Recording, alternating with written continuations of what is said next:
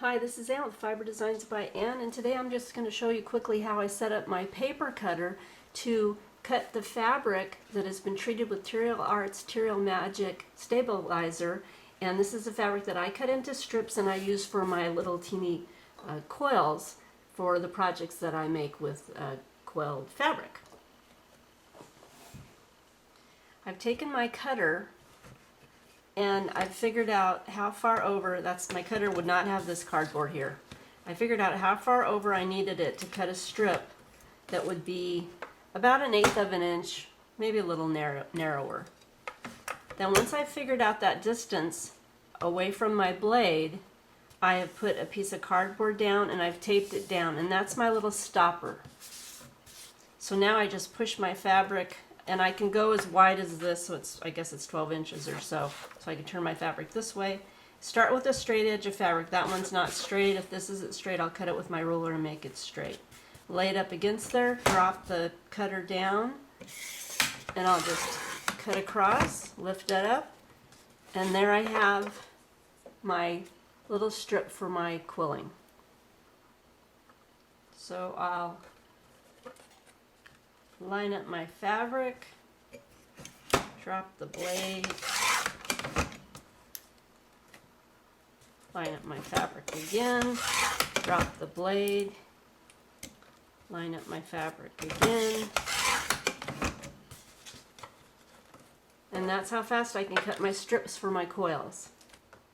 Okay, to make the coil, we'll need the strips, a quilling tool, some craft glue, and to make the quilling tool so that it accepts the fabric, because it's a little bit wider than paper, I take either a knife with a sharp blade or a letter opener and slide it just in between the tines or the fork there, and just wiggle it slightly, ever so slightly. You don't want to break the tool you're using to widen it, or the quilling tool. Just a little bit wider, because the treated fabric strip is a little bit wider than paper.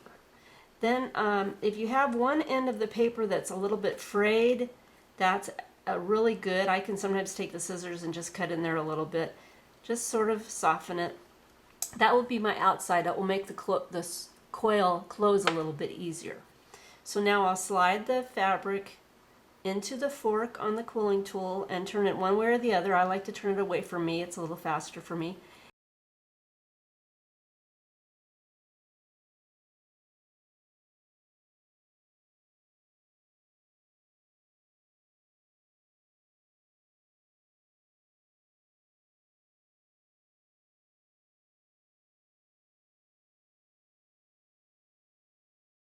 So I'll just spin it, and I'll carefully slide it off the tool, bring the coil around, keeping it snug, put a little glue on the end, and what I want this glue to do is to soften that fabric so that when I bring it onto itself,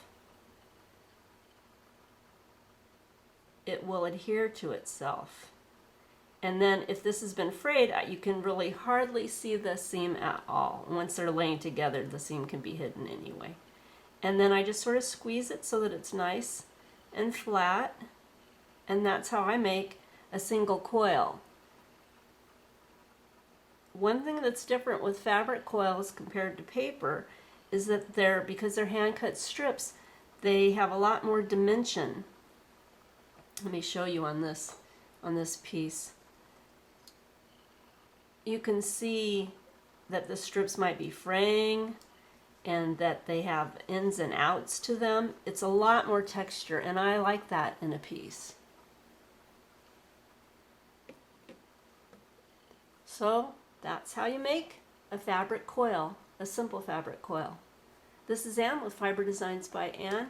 Look forward to some projects where I'll be using these coils. If you like this, I hope you'll subscribe, give it a like, and thanks again for watching.